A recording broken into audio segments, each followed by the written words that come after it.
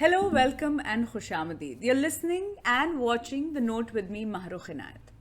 On this episode of The Note, I want to focus on the Congress Party and why May 2nd in particular, is going to prove to be a D-Day for Rahul Gandhi. Now, as an observer of politics, as a student of politics, I'm very interested in where the Congress Party, and for that matter, most political parties are heading. The Congress Party, because primarily, A, it is not in power, B, it is the oldest party in India, C, it is the largest opposition party by virtue of the number of members of parliament it has, and D, because ideologically, it still calls itself a secular party. At a time when India finds itself even more polarized than before, where does the Congress Party keep itself, or rather, how does it keep itself relevant? And more importantly, how does it win elections? So those are perhaps some of the reasons why it is very interesting to watch and observe how the Congress Party functions at this point. And clearly, by a large number of accounts and how you see the party operating, it seems to be more in a spot of bother. More than that, in fact. Sometimes things seem to be downright chaotic. So I'm going to concentrate on the Congress Party and why perhaps May 2nd is D-Day for Rahul Gandhi. Here are my reasons. Number one, the Congress Party is going to be a key player in 5 state elections that are going to start in April. Which are these 5 states that are going to the polls? West Bengal, Puducherry, Kerala, Tamil Nadu and Assam. Very crucial. Now for Rahul Gandhi, he's desperate for a victory. He stepped down as the president of the Congress Party because he felt that the party had not done well in certain elections. He said, I'm going to step down. Didn't perhaps take complete responsibility, but did step down. Since then, there haven't been elections within the Congress Party. It is clear that Rahul wants to come back. He does want to be the president by all accounts, and he wants to come back on the back of a victory. He's desperate for one.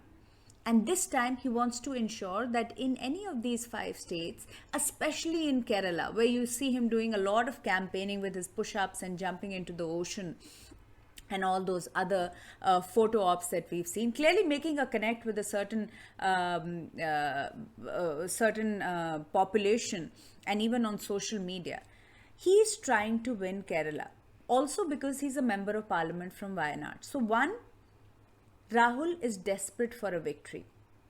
2, he's also seeing that within his own party, there is a great amount of dissent against him. People want to know, senior leadership of the Congress Party wants to know why are elections not being held to elect a new president, why are elections not being held to get members of the CWC, which is the Congress Working Committee. Congress, after all, is a large party with a huge cadre base. It needs to have elections for certain decisions to be taken and for certain intra-party democracy. That hasn't happened for the longest time. Rahul knows of this. He's quite aware. In fact, you might have heard of many reports of the G23. Now, the G23 essentially refers to 23 senior leaders from the Congress Party, very experienced, having been in politics for the longest time, wrote a letter to Sonia Gandhi saying, why are elections not taking place? And also, in not so subtle terms, questioning the leadership of Rahul Gandhi. This was clearly not taken well by Rahul Gandhi or by Sonia Gandhi for that matter. And after that, this group of 23 seems to have become somewhat of the pariahs of the Congress Party. Some of them are now being brought back, but there are still some, notably Ghulam Nabi Azad, Anand Sharma, Kapil Sibal, who are being seen as the rebels, who have not yet left the party, who have not been thrown out of the party as of now, but clearly they are voicing their concern. The latest one, of course, has been Anand Sharma, who questioned why the Congress was going into an alliance with the radical Muslim outfit. So clearly for Rahul Gandhi, he's seeing this dissent within his party, and he knows that the only way to quell dissent is victory. Politically, the only way you can assert yourself is if you are victorious at the hustings. So that is what Rahul Gandhi is looking at for the 2nd of May. he has to win an election, he has to win a state, and only then can he rule the Congress party the way he wants to. Number three, whatever the results of these elections, it is also going to determine how Rahul Gandhi leads the party forward. Like I said, there is dissent within the party, and also on more occasions than one, Rahul Gandhi has pretty much, by all accounts, made it clear that he wants newer blood in the Congress party. Nothing wrong with that, just that he wants the older leaders out. Now, here are leaders who have been with the Congress party for the longest time. They are leaders who have still won elections, who are still, some of them are members of parliament or members of state assemblies in various states. He wants them out, and they're slowly being sidelined. If Rahul Gandhi were to win elections, or in any of the states, if the Congress were to win elections, then clearly his diktat will be the one that rules the roost. So for Rahul Gandhi, for these various reasons, he has to make sure that he wins on the 2nd of May. Now, apart from this, what else is happening for the Congress party? You have Rahul on the one hand, but you also have Priyanka Gandhi, who's become the face of the campaign in the East, in Assam predominantly. She's leading the campaign for the Congress party. By some accounts, it's quite a strong campaign on the ground, even though most pollsters say that it is the BJP that is going to make a comeback in Assam. Now, on the one flank, you have Priyanka Gandhi. On the other, you have Rahul Gandhi. What are they trying to do? The Congress party, at least the leadership of the Congress party, has been synonymous with the Gandhis. That is in question right now.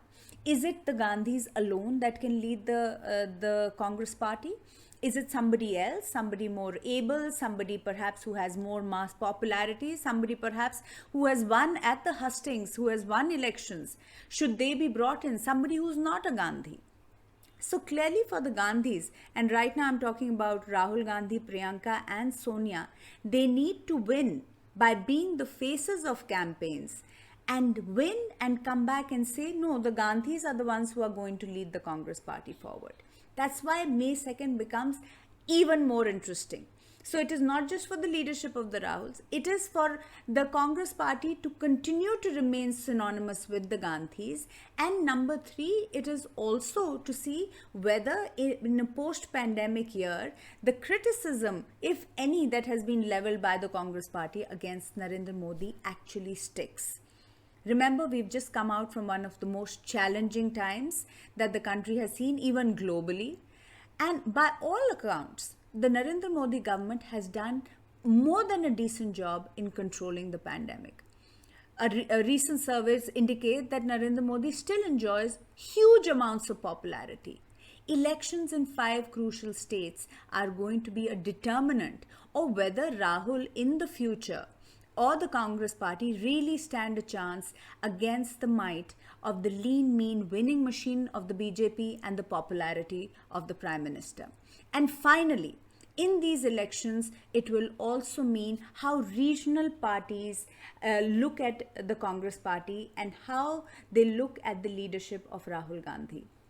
It is clear that in Tamil Nadu, the Congress is already having issues with the DMK, where the DMK wants to, by virtue of what they saw happening in Bihar last year, they want to make sure that they're controlling the right number of seats and making sure that the Congress party doesn't get as many as, the JDU under Tejasvi was seen as being far more generous to the Congress party. So, like I said, in politics, it is your results at the end of the day, your victory figures that are going to get you allies, that are going to put you in a position of leadership, and that are going to determine your future in politics. So, May 2nd is going to be extremely crucial for Rahul Gandhi. It is going to determine his future, and in more ways than one, the future of the oldest party in the country, that's the Congress.